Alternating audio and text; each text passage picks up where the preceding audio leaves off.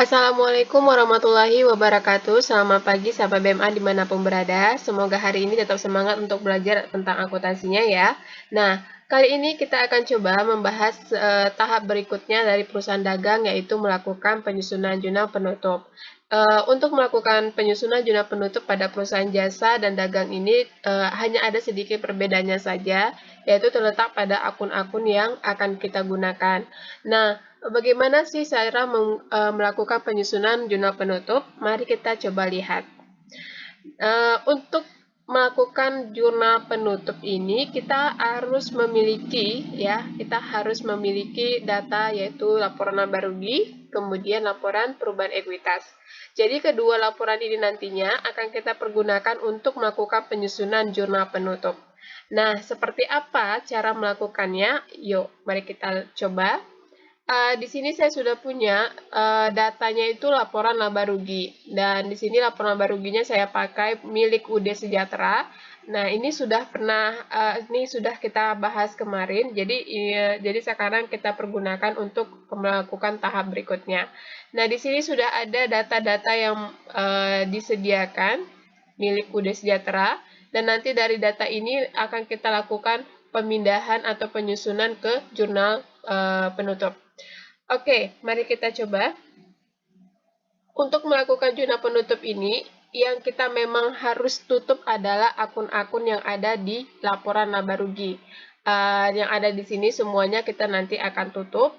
Nah, satu hal yang perlu diketahui adalah ketika nanti posisinya akun tersebut tadinya berada di debit, maka nanti kita balikan, dia jadinya kredit. Nah, sebaliknya kalau tadinya dia itu secara normal dia itu berada di kredit, maka kita akan balikkan dia berada di debit. Sehingga nanti akan menghasilkan nominal-nominal tersebut itu tertutup, ya. Akun-akun nominalnya akan tertutup atau bernilai 0. Oke, mari kita coba lakukan. Di sini saya sudah buat sebenarnya. Nah, tinggal saya jelaskan saja untuk menghemat waktu. Di sini saya akan coba jelaskan. Yang terlebih dahulu kita ingin menutup akun-akun yang ada di kolom debit pada neraca lajur, atau bisa juga dikatakan akun-akun seperti beban. Nah, akun-akun segala beban, kemudian ada retur penjualan, ada potongan penjualan, ada pembelian, itu maka kita masukkan ke dalam sini. Nah, semua akun-akun beban, retur penjualan, pembelian, atau ada potongan penjualan, nanti itu kita letakkan posisinya di kredit. Datanya dari mana ini? Datanya itu dari sini. Retur penjualan saya ambil dari sini.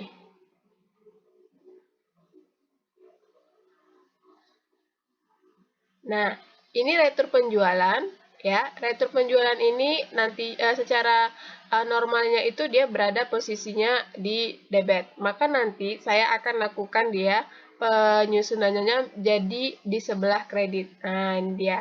Kenapa? Ya biar nanti hasilnya jadi 0. Jadi yang tadinya di debit itu saya bikin dia di kredit. Nah, kemudian apa lagi? Ya, kemudian itu ada seperti pembelian, ya. Pembelian ini nanti saya akan pindahkan. Beban angkut pembelian juga nanti kita buat di jurnal penutup, ya. Di sini dia, ini pembelian. Tadinya itu dia secara normal letaknya berada di posisi debit. Tapi karena kita ingin melakukan pencatatan di jurnal penutup, maka kita akan letakkan dia posisinya di kredit. Pembeliannya di kredit, beban angkutnya pun di kredit. Kemudian apa lagi?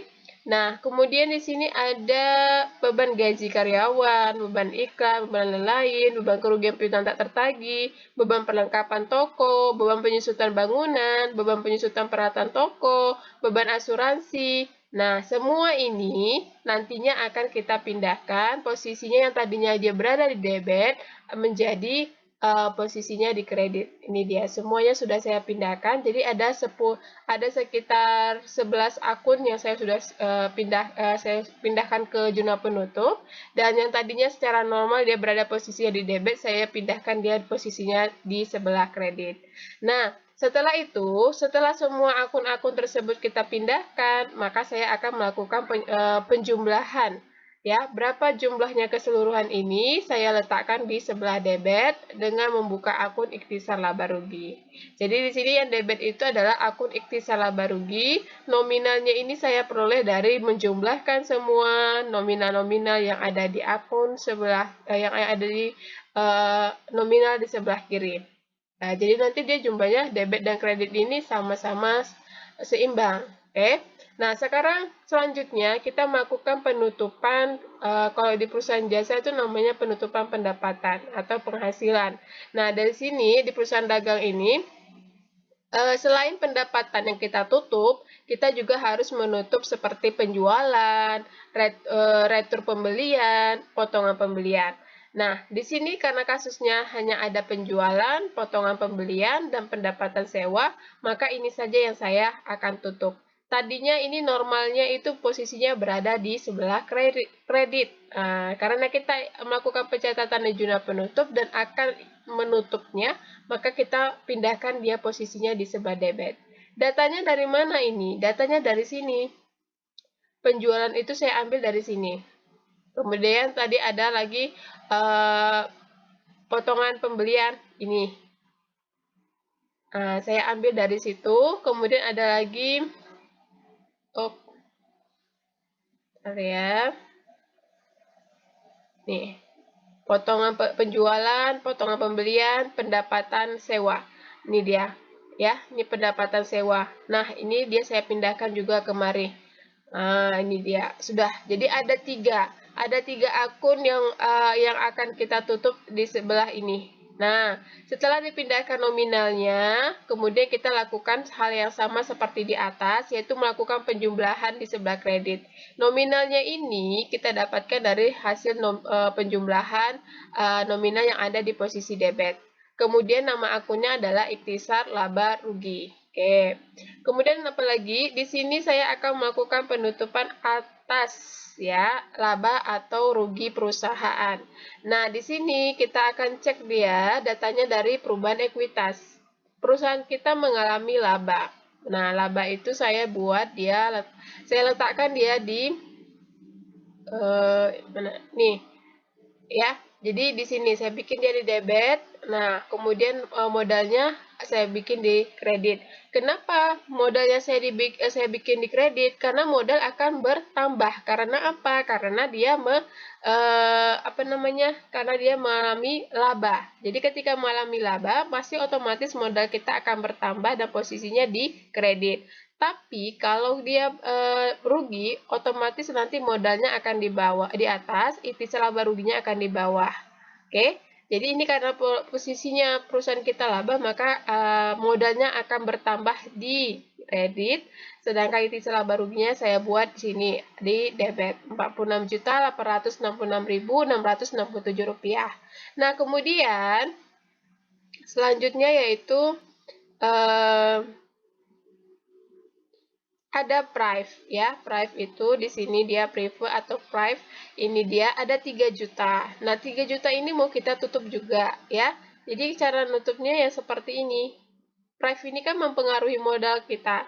Otomatis karena dia melakukan pengambilan uang dari perusahaan, otomatis akan mengurangi modal Ibu Ais tadi.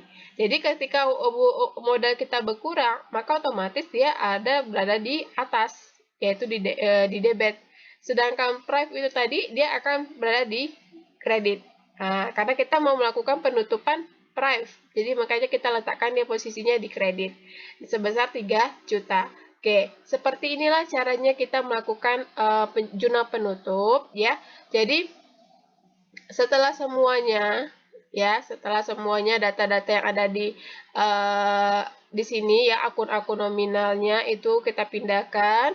Kemudian setelah juga kita memindahkan data-data yang ada di sini, perubahan ekuitas yaitu modal sama laba bersih sama prive, maka kita akan sudah selesai melakukan yang namanya pencatatan jurnal penutup. Nah, tugas kita berikutnya adalah ketika semua datanya sudah kita pindahkan ke dalam jurnal penutup, yaitu melakukan penjumlahan. berapa posisi di debit, berapa nominal posisi di kredit. Nah, ketika jumlahnya itu sama seperti ini, ya, ini sama nih. Debit dan kredit itu jumlahnya sama. Nah, ini berarti artinya sudah selesai. Ya, berarti sudah benar gitu kan.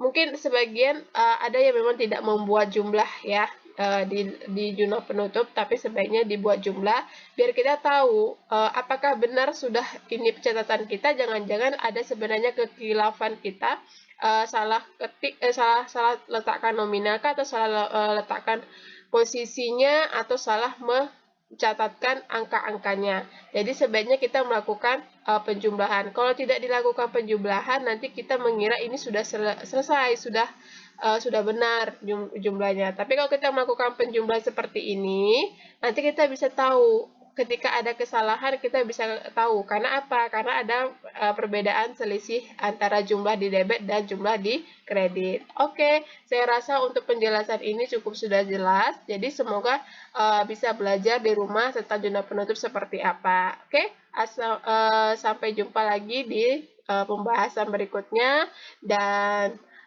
tetap semangat untuk belajar akuntansi tanpa harus ada kata pusing-pusing.